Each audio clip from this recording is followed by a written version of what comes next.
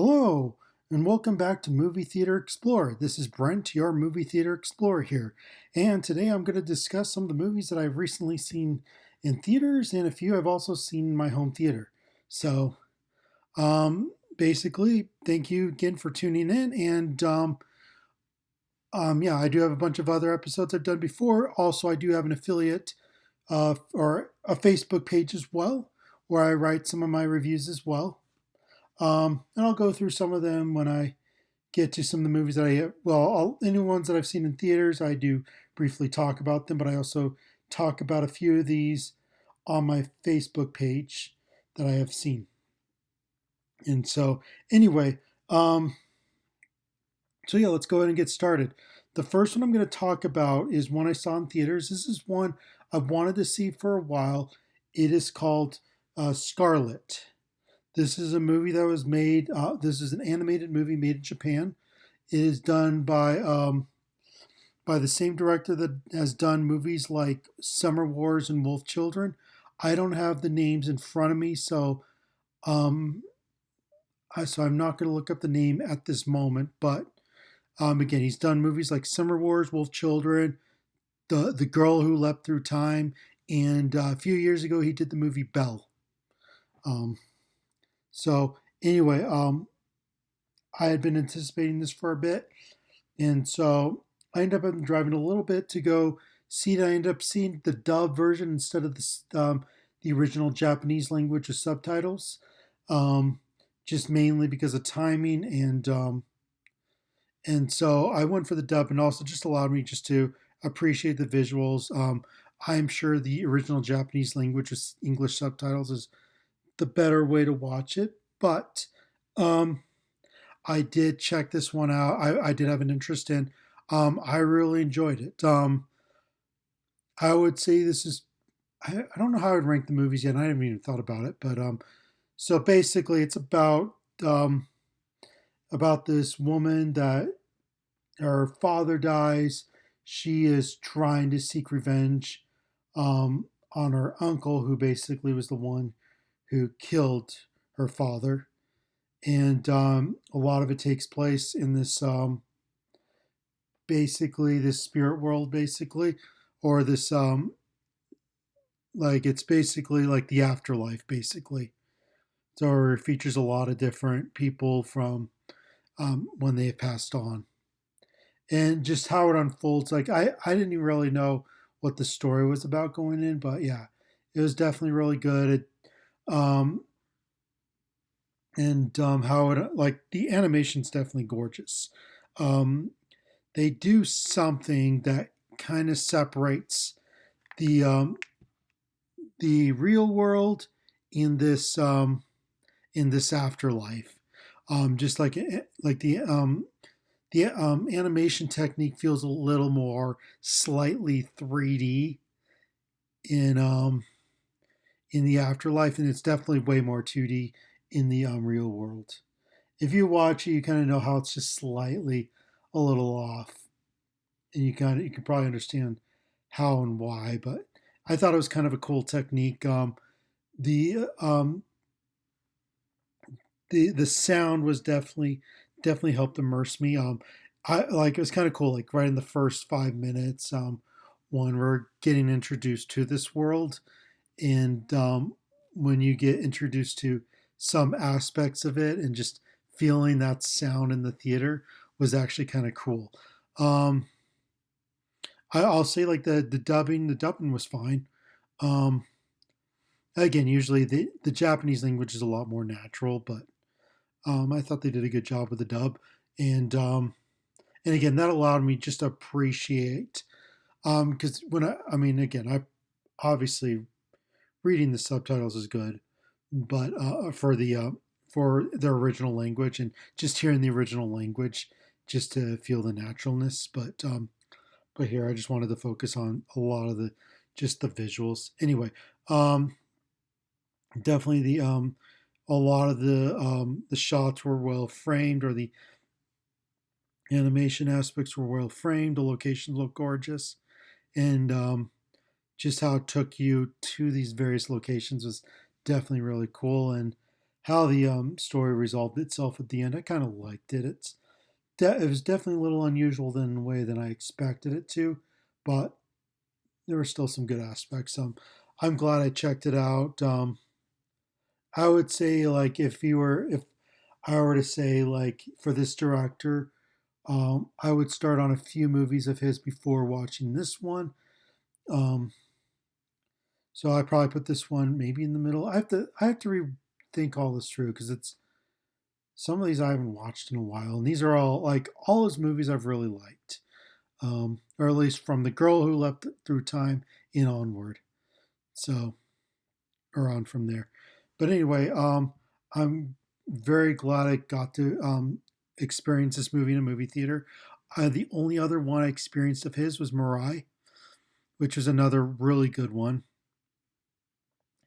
And so, yeah, if you're a fan of this director, I do highly recommend trying to experience it in theaters when it's still playing in theaters. I'm sure it'll hit video at some point, but honestly, experience something like this in theaters. There's a lot of cool moments that just having that theatrical experience is really cool.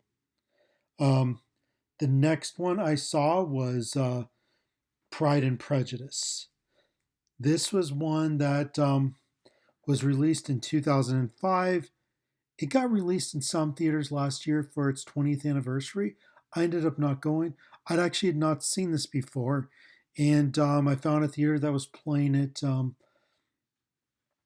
earlier this week, and I just decided, you know what?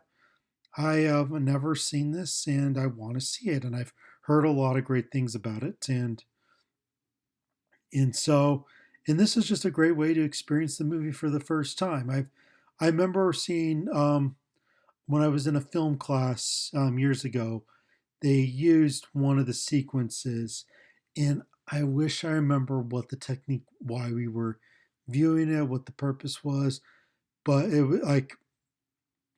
was one sequence where, oh man, now I'm forgetting the character, Mr. Darcy.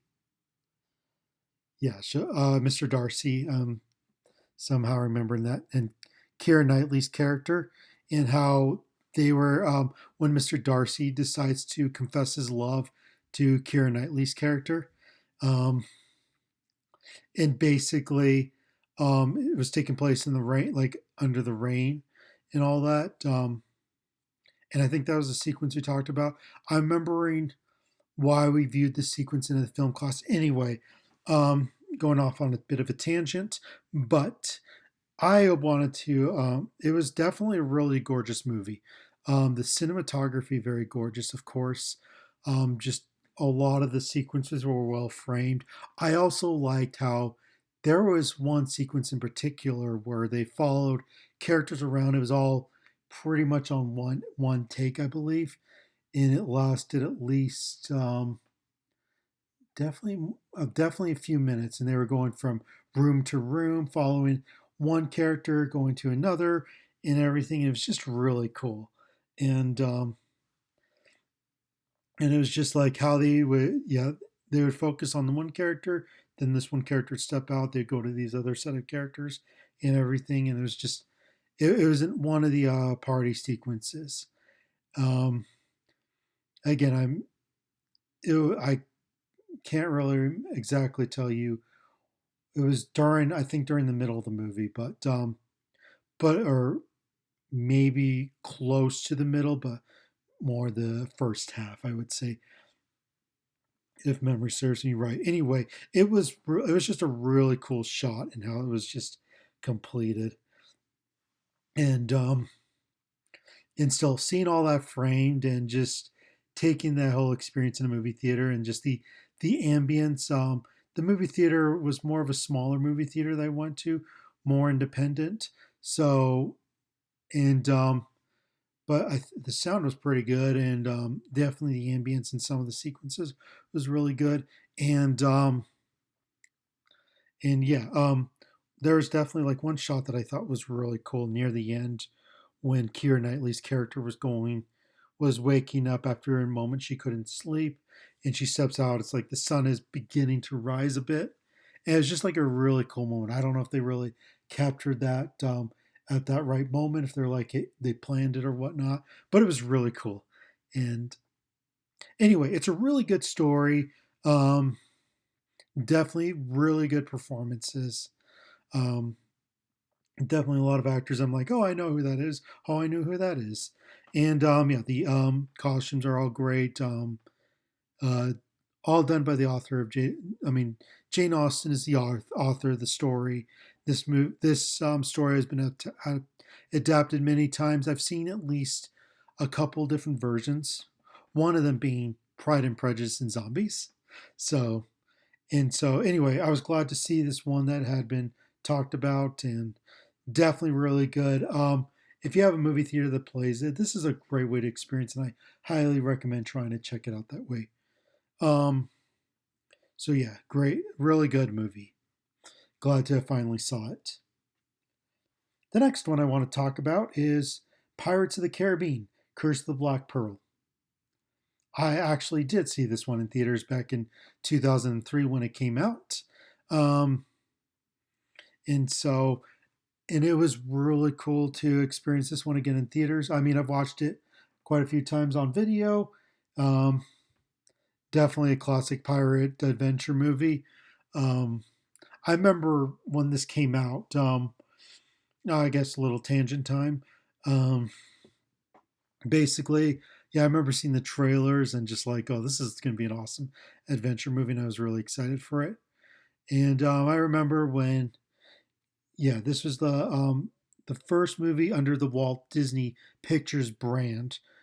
Keep in mind, there's other brands under Disney, which is like Touchstone, Hollywood Video, which are created to do more like PG-13 R-rated movies. And this one, this was the first one under the Walt Disney Pictures brand that had a PG-13 rating.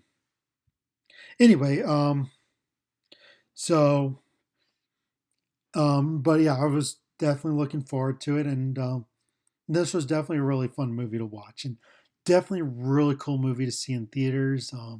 I was very excited to see it that way, and so I have a local movie theater that's playing the first three Pirates movies, and I thought it'd be a great way to see this one again in theaters. Um,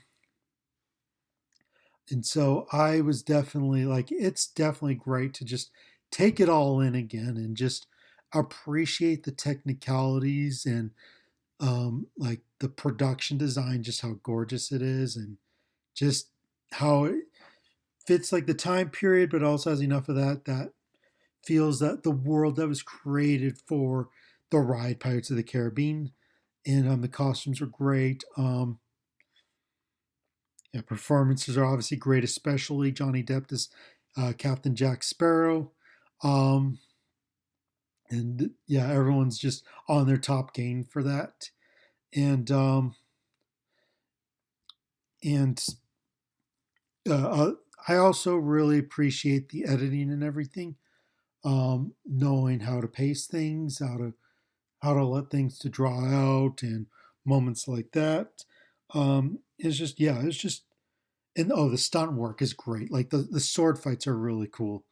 Um, it just definitely a lot of great sword fights, and definitely very enjoyable. And I mean, I think the CGI is like, yeah, CGI is probably a little bit dated now, but I think it worked. Like I don't think it was like overdoing it, but there's certain moments where actually, I think it looked pretty good. Uh, Sorry, I'm kind of going on a back and forth because I'm thinking this all the way through right now. But okay, there's some parts it's a little bit rough. Um, but honestly, overall, it's still really good. They know when to use practical, when they use digital for various, obviously for various characters, for the skeletons, and obviously. Um, but yeah, this is still like still a really good movie to rewatch. Great movie to rewatch, and one I'm very glad I got to re-experience in a movie theater, and glad they brought it back this way. Um, so if you have a movie theater that's playing this, I definitely recommend just going out there and re-experiencing the movie in the movie theater. It's definitely worth it. I mean, you can watch it anytime on streaming and all that, but having the movie theater experience is definitely really great for this. Um, the last one I want to talk about is one I actually just recently saw today. It's called Epic, the Elvis Presley in Concert.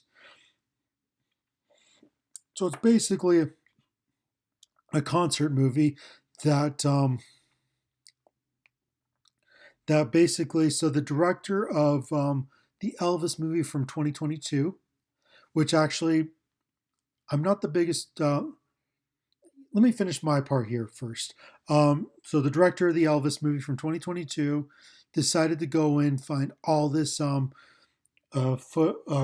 of Elvis's concerts back in the days when he was performing in Vegas. So I'm not very familiar with the timing, so I'm not exactly sure how long he did it or and whatnot, but I think it's probably in the last few years of his life. Um, so basically, obviously, they shot quite a bit of it, and they decided to piece a lot of it together. But they've also put in other aspects, like some of his home movies, like with him and his family.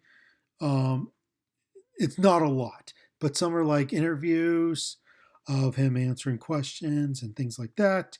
And also, they touched on some of his work in early in his career. Like one moment that I thought was really cool is one of the songs where they would play when he first, or I don't know if when he first performed it or one of the first times he was performing it, or the early days of him performing this particular song. It was in black and white, so probably like on TV broadcast. So you're hearing it that way. It's more coming from the front, and then they cut to where he performs the same song in the in this concert that he's performing in, and it envelops the entire theater. You're immersed into the experience as a result, and it was definitely a really cool transition. Um, let's see. So yeah, and it's not like just one concert gig during this show. I think it was probably a number of them put together, and some of them from rehearsals and things like that. And oh, and I think they showed a few clips of some of his movies that he was in. So yeah, what I was going to say earlier, I am familiar with Elvis. I've not really watched any of his stuff. Never really listened to too many of his songs. I've heard a few of his songs, but not really just sat there and just listened to all the way through on a lot of them, and not watched a lot of his videos of him performing. So really, the big first real experience of him. Oh, I mean, I've seen a lot of people impersonate him, um, or parody him and things like that. So I'm familiar with that way. But anyway, so I saw the 2022 film Elvis back, um, and so which was a good movie, and and anyway, so that was kind of more of my experience of underhand understanding his story and all. But like just having this kind of experience is really cool though, just to appreciate him as a performer and all that, and just a lot of that dedication and just seeing a lot of that. This was experienced in IMAX theaters. I think it's playing throughout the rest of this week, and then I think it'll play in regular theaters afterwards for a bit. Um, if you are a fan of Elvis, or just this is more like this is the camp I fall in. I was more interested in checking it out. It just looked kind of cool, and I thought it'd be kind of a cool thing to experience in IMAX. So that's why I went to go see it. But if you have that kind of interest in wanting to see it that way, I do recommend checking it out this way. It was definitely a cool experience. So um, those are what I saw in theaters, and then I watched quite a few in my home theater. Um, So the first one I watched, The Forbidden Kingdom. I watched this in my dedicated home theater. I also did post a review of this on my Facebook page. You can also read it there. Um, but this is a movie I saw back in 2008 when it first came out. I picked it up recently on 4K when it came out on 4K, and I was definitely very it was definitely really very fun um, kung fu adventure movie. Like it's a fantasy kung fu adventure movie is how I would describe it. It's got that fantasy element of this kid getting a hold of the staff and needing to bring to this particular location to this person in this particular location. He's transported from his world to ancient China, and so yeah, fantasy kung fu adventure, and it's like basically an hour 40 minutes. It's definitely a lot of fun. It's like it scratches that itch of that kind of stuff, and for those that like that kind of movie, I do recommend checking this one out. It's definitely a lot of fun. I enjoy it. It's a fun time, and it's got Jackie Chan and Jet Li, and there's one particular moment with them sprawling together, which is a really fun sequence to watch.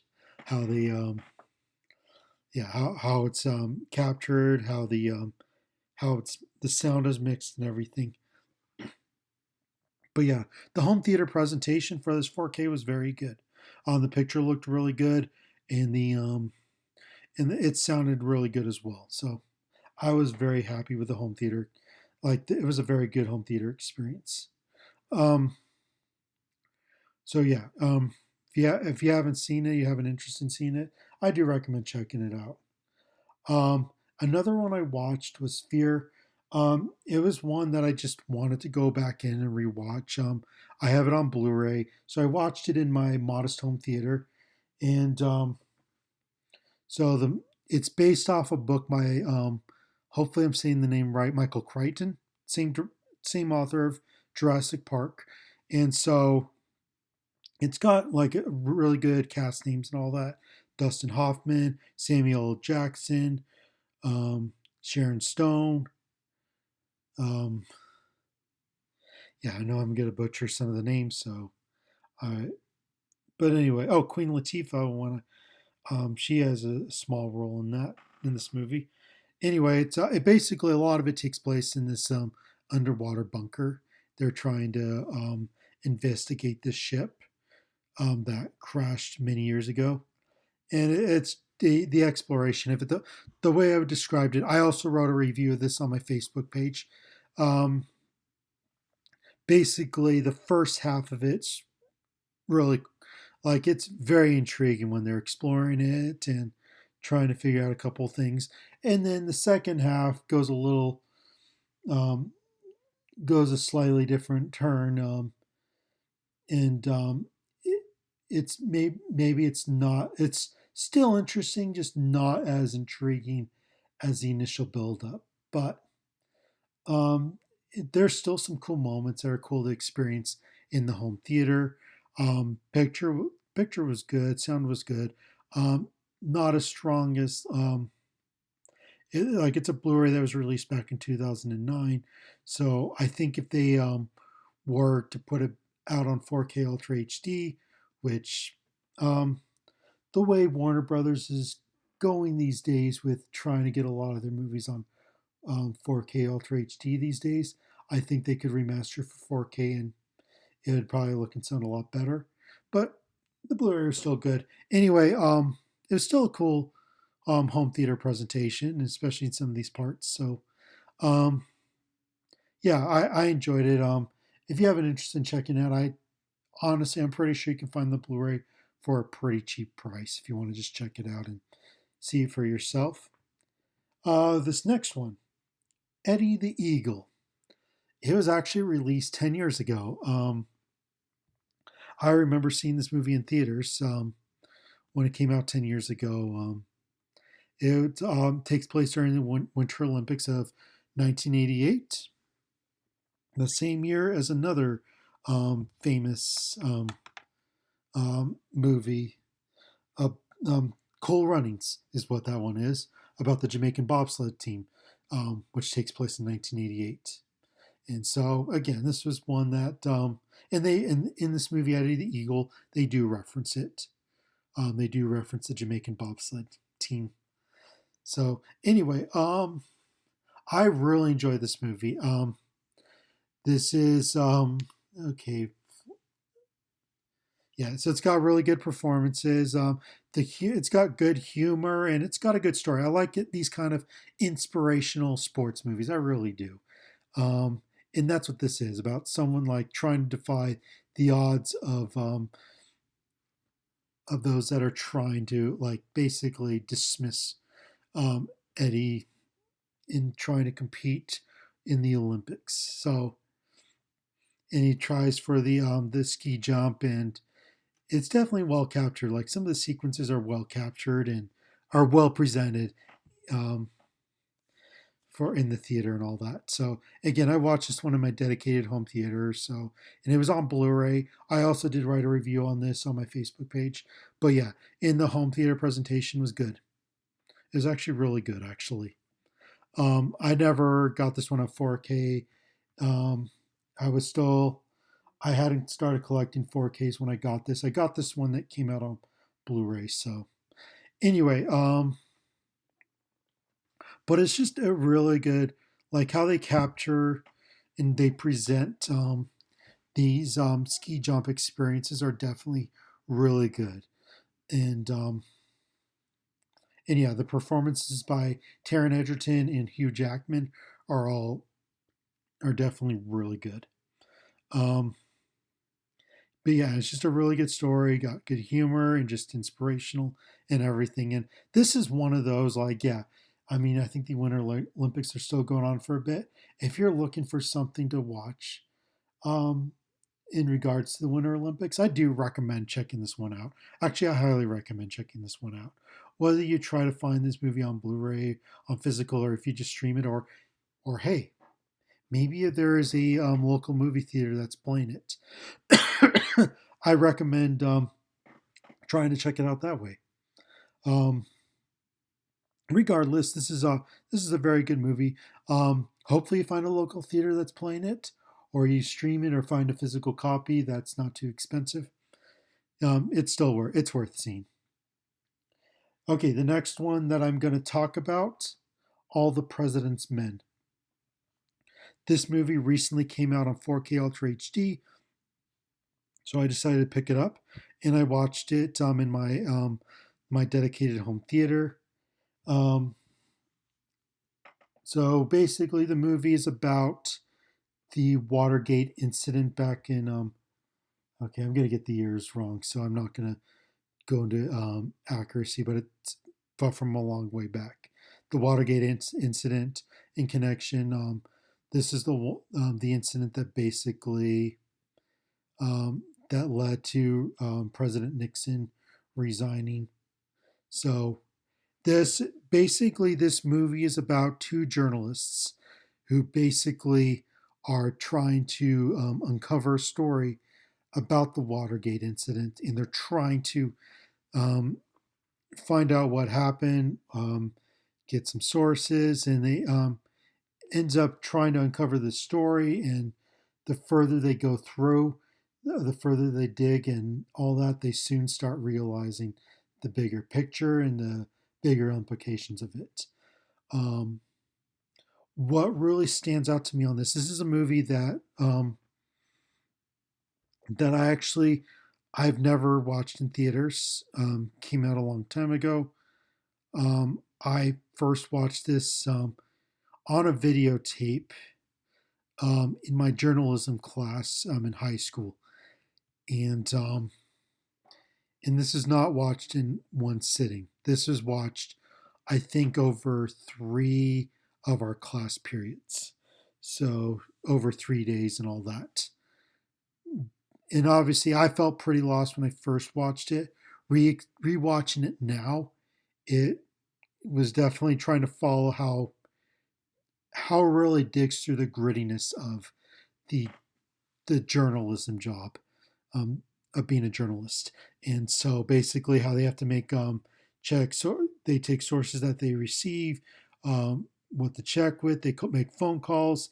They get a lot of like hangups, and they make other phone calls. They keep trying to figure out making the right connection and everything like that.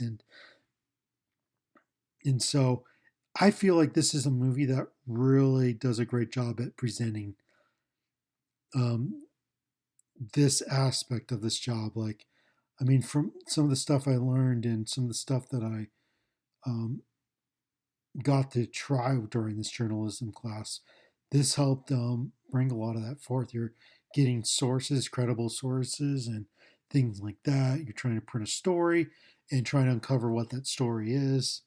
And obviously, that's what this movie is. It's yeah, the performances are great um, by Robert Redford, Dustin Hoffman, and a lot of other great performances. Um, it's definitely like it feels like a story very well. Um, feels quite natural, honestly. It if you guys read my Facebook review, I did describe it in a way that it felt a lot like a documentary in a way. There was not a lot of music being used. There were very few moments where music was actually used, and so it was very minimal. And and so yeah, and the sound design's definitely very straightforward. Um, but a lot of it's like ambience and the typewriters. So yeah, the typewriter like has a big personality in this movie. And this is journalism back in the 70s. So and it's I experienced this in my dedicated home theater, and the picture looked really good. It definitely feels like it maintains that grittiness of that time. Just if like it doesn't feel like a perfect picture, but it feels like that imperfections kind of makes it. It feels more like being presented this documentary film is what it felt like. It feels pretty real to me. And the sound again is in DTS HD 5 point or DTS HD 2.0. Sorry, DTS HD 2.0. This is not surround sound. This is mono. Um, but it's definitely it it utilizes the sound really good. As a result, I think this is a very good home theater experience. Again, this is not something. Keep that in mind. This is not something that's designed to knock the doors down of your home theater to um, to shake the whole environment, all that.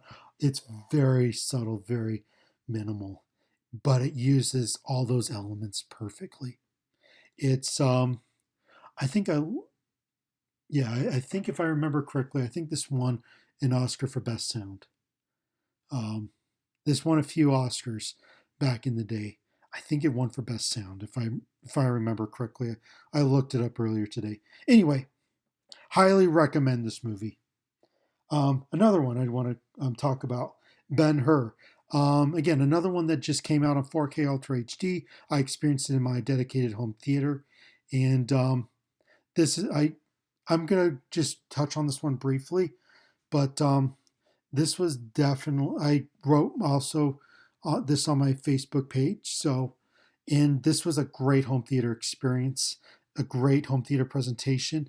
The big reason is the picture quality. The 4K picture looked excellent. It looked majestic. They truly remastered this. I think they remastered it in 8K is what I've heard, and it's just the details look great in 4K, and the coloring looks great.